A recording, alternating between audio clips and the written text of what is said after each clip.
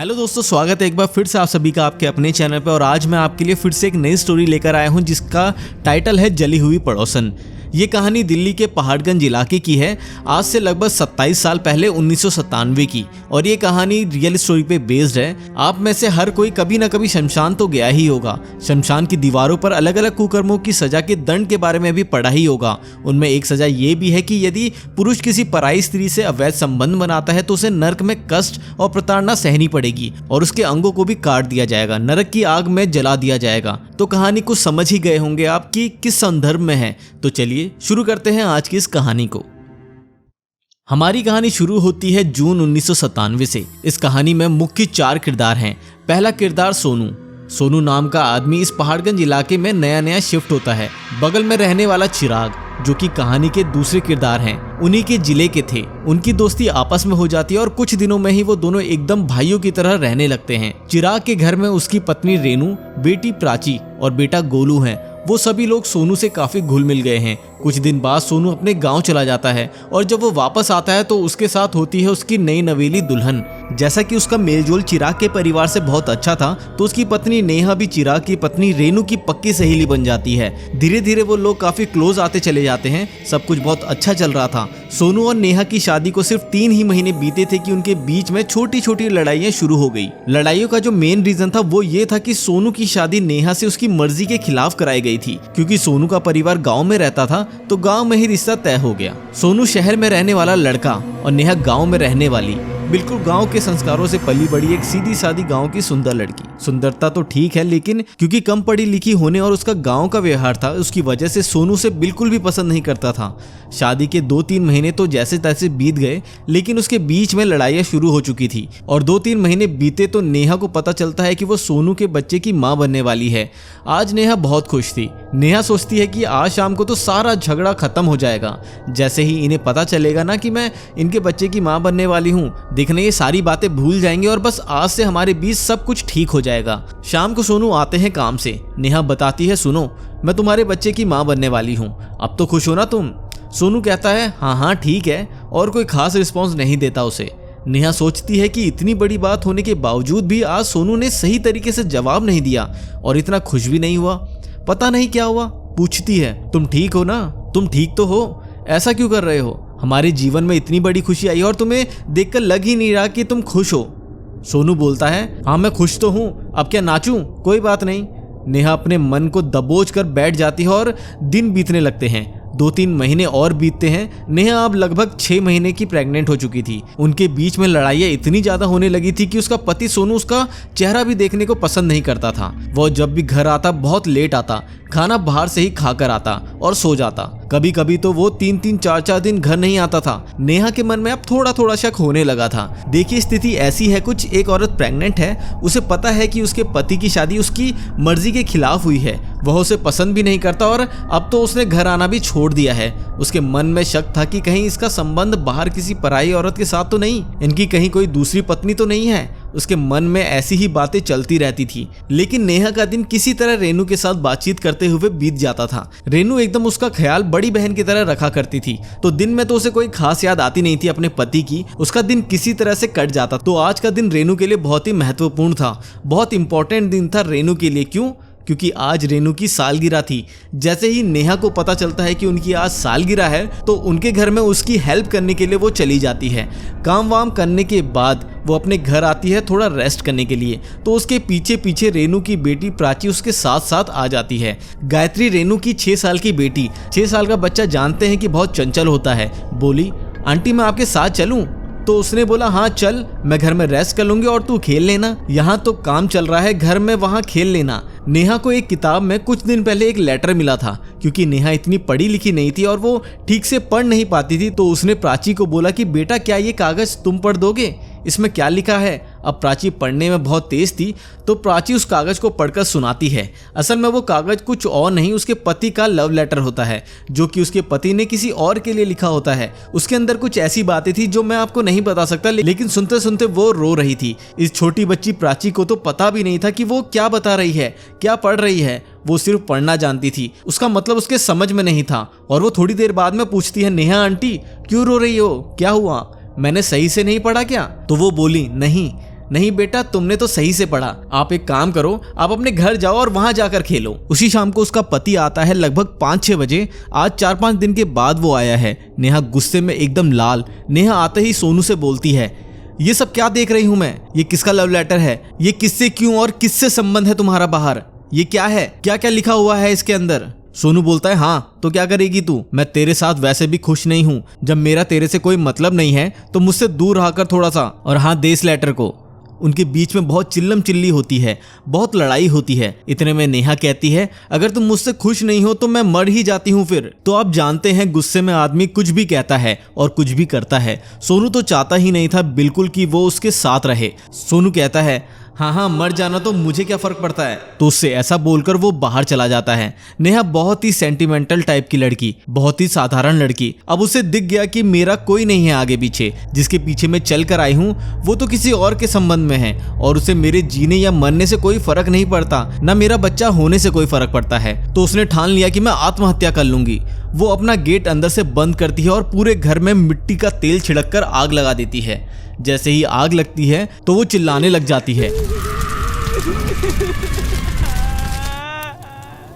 तो चाहे आप अपनी मर्जी से आत्महत्या कर रहे हो, आपने अपनी मर्जी से आग लगाई है, लेकिन देखिए जब दर्द होता है तो आदमी चिल्लाता तो है ही। वो बहुत तेज तेज चिल्लाने लगती है। आग की लपेट उसकी खिड़की से बाहर आ रही थी। जैसे ही आग की लपटें बाहर दिखाई दी, उसके चिल्लाने के बाद तो सब लोग भागते हैं। आग देखकर रेनू और उसका पति चिराग इस तरफ भागते हुए आते हैं। देखते ही देखते आग बहुत ज्यादा फैल जाती है। वो लोग अपनी जी जान लगा लेते हैं लेकिन कोई फर्क नहीं पड़ता। वो आग उनके बस में नहीं थी क्योंकि अंदर मिट्टी का तेल छिड़क दिया गया था और आग की लपटें बहुत ऊंची ऊंची उठ रही थी। तो वहीं खड़ा एक आदमी, उनका एक पड़ोसी, फायर ब्रिगेड और पुलिस को कॉल कर देता है। लेकिन आप समझ रहे होंगे कि 1997 की कहानी में आपको मैं बता रहा हूँ, उस टाइम पे कॉल्स थी, आउटगोइंग के पैसे लगते थे, इनकमिंग के भी पैसे लगते थे। तो उस समय कोई इतना जल्दी से फोन अपना निकालना पसंद नहीं करता था। कहीं जाकर आधे घंटे बाद फायर ब्रिगेड आई। इतने में तो सब कहानी खत्म हो चुकी थी। पड़ोसियों के बस की था नहीं क्योंकि आग बहुत ज्यादा थी। किसी तरह से फायर ब्रिगेड आग को बुझा देती है। आग बुझने के बाद तुरंत ही पुलिस वहां पहुंच जाती है। नेहा की बॉडी पूरे तरीके से जल चुकी थी, वो मर चुकी थी। उसके शरीर पर एक भी कपड़ा नहीं बचा था। अब जब इतनी देर से कोई जल रहा है तो उसके शरीर पर कपड़ा कहां से बचेगा? पूरी काली हो चुकी थी वो जलकर। उसके शरीर पर एक भी कपड़ा ना होने की वजह से वहीं खड़ी एक महिला पुलिसकर्मी, पड़ोसी उसे बोलती है, क्योंकि रेनू वहां बिल्कुल सामने ही खड़ी थी, तो रेनू से बोलती है कि इसके ऊपर डालने के लिए कोई कपड़ा दे दीजिए। रेनू एकदम सदमे में खड़ी थी। उसकी जली हुई अपनी सहेली को देखकर वो एकदम सहम गई। उसकी समझ में नहीं आ रहा था मैं क्या करूं। तो उसने जो अपनी शादी के जोड़े वाला शॉल था जो आज पहना हुआ था, ऊपर से वो शॉल ही उसे दे दिया। तो वो उस स्टॉल को उसके ऊपर डाल देती है और पुलिस वाले एम्बुलेंस में डालकर नेहा की बॉडी को हॉस्पिटल ले जाते हैं। दरअसल कहानी की शुरुआत यहीं से होती है। रेनू को अपनी शादी के जोड़े वाला शॉल डेड बॉडी पे नहीं डालना चाहिए था। नेहा को मरते हुए 3 दिन हो चुके होते हैं कि रात को उसके घर से उसके चिल्लाने की आवाजें आने लगती है, जैसे ही वो अभी भी जल रही है। और ये बात सिर्फ रेनू को नहीं, अगल बगल सारे पड़ोसियों को सुनाई दे रही होती है। सब समझ चुके थे नेहा की आत्मा अभी भी उस घर में ही है। किसी दिन वो किसी पड़ोसी के छत पर दिखती तो कभी रात में गली में कोने में बैठी हुई दिख जाती। ये सिलसिला ऐसे ही चलता रहा। एक दिन शाम को 8 बजे एक और पड़ोसी शंपा की मम्मी रेनू के घर आकर बोलती है कि बहन, क्या आज मेरे घर पर मेरे साथ रुक सकती हो? तो रेनू पूछती है क्यों, क्या हो गया? कि मेरे घर बिल्कुल नेहा के सामने वाला घर है, उसके घर से इतनी चिल्लाने की आवाजें आती हैं, आज मुझे कुछ ज्यादा ही डर लग रहा है। तो क्या तुम मेरे साथ मेरे घर चलोगी? आज रात तो तुम्हारे पति भी नहीं है यहाँ पर। तो बोलती है हाँ हाँ कोई बात नहीं, चलो तुम्हारे घर चलते हैं। जैसे ही वो उसके घर में एंटर करने वाली होती है, दोनों वैसे ही लाइट्स चली जाती है। तो शंपा की मां माचिस ढूंढकर मोमबत्ती जलाने लगती। जैसे ही मोमबत्ती जलाई वैसे ही घर में एक कोने में बैठी हुई वहीं जली हुई हालत में नेहा दिखाई देती है। सफेद आंखें, जला हुआ काला शरीर, कहीं से खून। आप इमेजिन करिए कैसा सीन होगा। जो लगभग 1 घंटे तक आग में झुलसी थी उसी हालत में नेहा उनको दिखाई देती है। तभी अचानक से मोमबत्ती बुझ जाती है और शंपा की मम्मी के गालों पर कोई बहुत तेज तेज थप्पड़ मारना शुरू कर देता है। बहुत तेज तेज थप्पड़ उसके गालों पर पड़ते हैं। कोई आवाज नहीं आ रही है, सिर्फ शंपा की मम्मी के चिल्लाने की आवाज आ रही है और उन थप्पड़ों की आवाज आ रही थी। इस बीच रेनू कहाँ थी? जैसे ही ऐसी चिल्लाने की आवाजें आती हैं तो वो कुछ पड़ोसी इकट्ठा होकर टॉर्च लेकर जैसे ही उसके घर पहुंचते हैं तो देखते हैं कि एक कोने में शंपा की मम्मी ऐसे चिल्ला रही है जैसे उसे कोई मार रहा है और दूसरी तरफ बेड पर रेनू बेहोश पड़ी है। कुछ औरतें मिलकर रेनू को अब होश में लाने की कोशिश करती हैं। होश में लाने के बाद रेनू को उसके घर छोड़ देते हैं। कुछ औरतें उसके साथ वहां रुकती भी हैं, लेकिन रेनू जैसे ही उठती है तो उसकी आवाज और बोलने की लज्जा बिल्कुल बदल चुकी थी। वो जितनी सॉफ्ट तरीके से बात कर रही थी वो अब औरतों से बोलती है। हाँ क्या है, क्या कर रहे हो तुम लोग मेरे घर पर, चले जाओ यहाँ से। तो सब लोग ऐसे सुनकर चले जाते हैं। कुछ लोगों को शक भी होता है कि रेनू तो बहुत प्यार से बोलने वाली औरत है, आज इसे क्या हुआ। अगला दिन होता है, चिराग को इस बारे में पता चलता है तो चिराग अपनी बीवी को डॉक्टर के पास ले जाता है कि कल बेहोश हो गई थी। इसको वैसे भी अपनी दोस्त नेहा की मौत का बहुत सदमा लगा हुआ है, तो मैं इसको आज डॉक्टर के पास ले चलता हूँ। डॉक्टर के पास टेस्ट करा के डॉक्टर बताता है कि हाँ, इसको अपनी दोस्त नेहा की मौत का बहुत सदमा लगा है, तो मैं एक काम कर देता हूँ, कुछ दवाइयाँ दे देता हूँ और आज के लिए एक नींद का इंजेक्शन भी दे देता हूँ। घर जाकर बस इसको लिटा देना ताकि रेनू पूरी तरीके से सो जाए, जिससे इनका माइंड थोड़ा फ्रेश हो जाए। अब आने वाले दिनों में रेनू की हालत और बिगड़ती चली जाती है। अगली ही रात को 12 बजे के आसपास वो अपनी छत पर चली जाती है और जोर जोर से बहुत भारी भरकम आवाज में, जो कि आवाज उसकी लग ही नहीं रही थी, उस आवाज में सोनू को गालियां देना शुरू कर देती है। तूने मेरे साथ ऐसा किया, मैं तुझे छोड़ूंगी नहीं, और पता नहीं क्या क्या कह रही है। ऐसे चिल्लाने की आवाज सुनकर एकदम से चिराग उठता है। अभी तो रेनू यहाँ थी, कहाँ गई? तो छत पर जाकर देखता है और छत पर वो देखता है कि रेनू बहुत तेज तेज चिल्ला रही थी, सोनू मैं तुझे छोड़ूंगी नहीं, और बिल्कुल छज्जे पर बिल्कुल कोने पर खड़ी होकर चिल्ला रही थी। एकदम से जैसे ही चिराग वहां पहुंचता है उसको पकड़कर बोलता है, क्या कर रही है तू? गिर जाएगी यहाँ से, और कैसे चिल्ला रही है, क्या हुआ तुझे? जैसे ही उसे पकड़ता है फिर से रेनू बेहोश हो जाती है और चिराग ये जान गया कि उसकी बीवी ऐसा खुद नहीं कर रही है, बल्कि नेहा की आत्मा उससे ऐसा करवा रही है। मोहल्ले में एकदम डर का माहौल छा गया था, क्योंकि सबको पता चल गया था कि रेनू के ऊपर नेहा की आत्मा का साया है। कोई भी रेनू से बात नहीं कर रहा था क्योंकि सभी डरे हुए थे, लेकिन सब डरते भी बहुत थे क्योंकि शाम के 7 बजने के बाद ना कोई गली में निकलता था और ना ही रात को कोई अपनी बत्ती बुझा के सोता था। हालांकि लाइट तो इतनी आती नहीं थी उस समय, लेकिन लोग रात को मोमबत्तियां जलाकर सोया करते थे, क्योंकि वो आवाजें जो आती रहती थी बीच बीच में कभी भी आवाज आना शुरू हो जाती थी, और अक्सर वो आवाजें 12 बजे के बाद ही आना शुरू होती थी। तो सब लोग डर के मारे ना तो अपने घर की बत्तियां बुझाते थे और ना ही रात को चाहे कितना ही इंपॉर्टेंट काम हो फिर भी बाहर निकलते नहीं थे। अब नेहा की मौत को 1 महीना बीत गया था। वहीं सोनू अपनी उसी प्रेमिका से शादी करके उसे अपने घर ले आता है।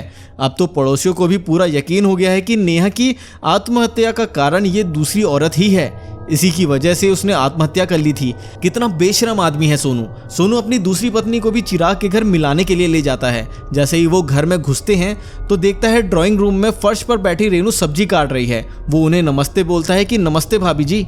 सोनू और उसकी नई पत्नी को देखते ही रेनू की सांसें चढ़ने लग जाती है। वो बहुत तेज तेज सांसें लेने लग जाती है। वो इकट्ठा उन्हें घूरने लग जाती है। बहुत तेज तेज सब्जी काटने लगती है। बहुत तेज तेज का मतलब जैसे वो सब्जी को प्यार से ना काटकर जालिम तरीके से मांस काट रही हो, ऐसे काटने लगती है उसे। इसी दौरान उसके हाथ में चाकू लग जाता है और उसकी वजह से उसके हाथ से खून भी टपकने लगता है। वहीं ये सब बैठी हुई उसकी बेटी प्राची देख रही थी। हाथ से खून निकले जा रहा है, लेकिन फिर भी वो उसी स्पीड से उतनी ही तेजी से चाकू से सब्जी काटने में लगी हुई है। इतने ही प्राची चिल्लाती है, मम्मी मम्मी देखो हाथ कट गया है आपका, आप क्या कर रही हो? और अंदर पापा से भी बोलती है, देखना मम्मी के हाथ में चोट लग गई। तो चिराग आते हैं और अपनी बीवी के हाथ में तुरंत रुमाल बांध देते हैं। क्या हो गया, ध्यान कहाँ है तुम्हारा? अरे सुन, तुम कब आए? तो बोला, भैया मैं तो आके खड़ा ही था, पता नहीं भाभी को क्या हुआ। मैंने नमस्ते भी बोली, उन्होंने नमस्ते का भी जवाब नहीं दिया। तो राम प्रसाद बोलते हैं, एक काम करो तुम भी अपने घर जाओ और बाद में बात करते हैं, मैं जरा इसकी पट्टी वट्टी करा के ले आता हूँ। तो चिराग तुरंत जाकर बगल वाले डॉक्टर के यहाँ उसकी पट्टी वट्टी करवा कर ले आता है और रास्ते में ही अपनी बीवी को बोलते हुए कि ध्यान कहाँ रहता है आजकल तुम्हारा, क्या करती रहती हो? अपना हाथ काट लिया, सब्जी में खून खून कर दिया, तो मैं दर्द नहीं हो रहा था क्या? उसके बाद वो लोग घर आते हैं। अब रेनू के दिमाग में, क्योंकि रेनू के दिमाग क्या नेहा के दिमाग में, क्योंकि नेहा की आत्मा उसके शरीर में है, वो उसी तरह से जोर जोर से सांसें ले रही होती है। घर आने के साथ ही फिर से उसका वही रूप शुरू हो जाता है। उसने पूरा घर तहस नहस कर दिया सिर्फ एक चीज ढूंढने में। सोचिए वो क्या ढूंढ रही होगी। वो ढूंढ रही थी अपना वही लाल स्टॉल। सारे कपड़े उसने इधर उधर कर दिए, वहां अलमीरा बेड, उसने कुछ भी जगह नहीं छोड़ी। सारे कपड़े, पूरा घर ऐसा कर दिया जैसे जंगल। चिराग ने बोला, अरे क्या ढूंढ रही हो, बताओ तो सही। मैं अपना लाल वाला स्टॉल ढूंढ रही हूँ, एक भारी आवाज में रेनू ने कहा। लाल वाला स्टॉल? अरे वो तो तुमने उस दिन नेहा के ऊपर डाल दिया था ना, पागल हो क्या, भूल गई इतनी जल्दी? बोली, नहीं मैं उसे ढूंढ कर ही छोड़ूंगी। ये देखकर चिराग को बहुत गुस्सा आ जाता है। उसने पूरे घर को तहस नहस कर दिया था। वो रेनू पर आज हाथ उठाई देता और उसे बहुत मारता है। लग रहा है आज तेरा दिमाग खराब हो गया है। याद नहीं उस दिन वो स्टॉल तूने नेहा के ऊपर डाल दिया था? साली पागल हो गई है क्या बिल्कुल? और उसे और मारने लगता है। पर वो देखता है कि उसे उस मार का कोई असर नहीं हो रहा था। लेकिन रेनू तो उसी तरह अभी भी कपड़ों को इधर उधर फेंकने में लगी हुई है। उस पर कोई असर नहीं हो रहा था, बल्कि रेनू ने जैसे ही उसे थोड़ा सा झटका दिया तो वो दूर जाकर गिरा। तभी पड़ोस में सारे चिल्लम चिल्ली सुनकर उसके घर आकर रेनू को पकड़ लेते हैं और चिराग को उसे दूर कर देते हैं। पड़ोसियों के आने के साथ ही रेनू फिर से बेहोश हो जाती है। चिराग को भी अब शक होने लगा था कि बार बार बेहोश कैसे हो जाती, वो भी एकदम से।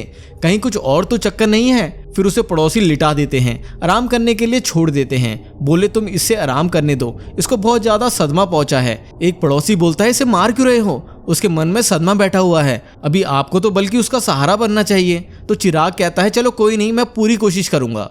अगला दिन होता है।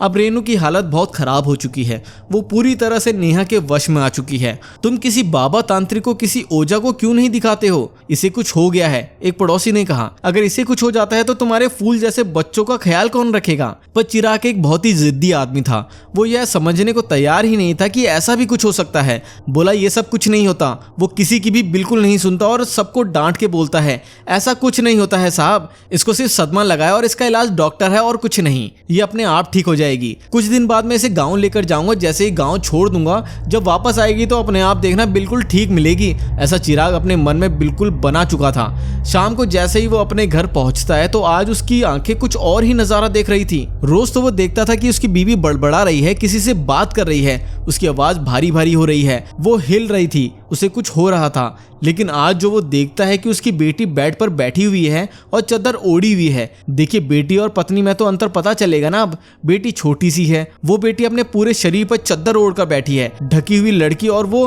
हिल रही है, कभी लेफ्ट कभी राइट, कभी लेफ्ट कभी राइट। चिराग एकदम पहुंचता है, आज मुझसे खेल रही है क्या?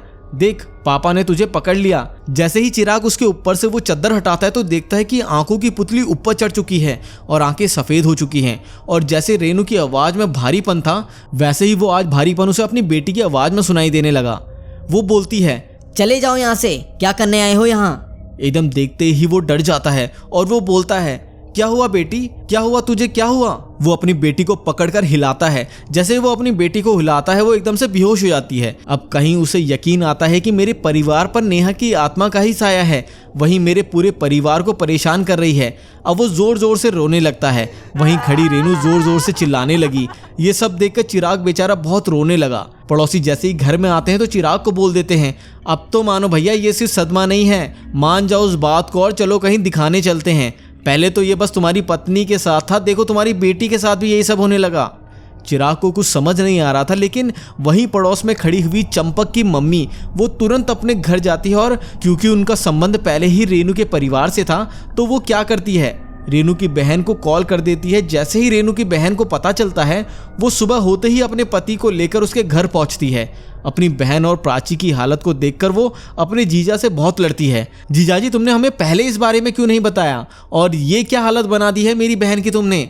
जब तुमसे ये सब लोग ऐसे बोल रहे हैं तो अब तक तुम दिखाने क्यों नहीं गए? चिराग बोलता है कि मुझे बिल्कुल भी यकीन नहीं था कि ऐसा कैसे हो जाएगा। मुझे तो लगा था कि इसे सिर्फ सदमा लगा है। उसकी बहन 1 मिनट की देरी नहीं करते हुए अपनी बहन को दिल्ली सीपी में जो हनुमान मंदिर है उसके बगल में रहने वाले बाबा के पास ले जाती है।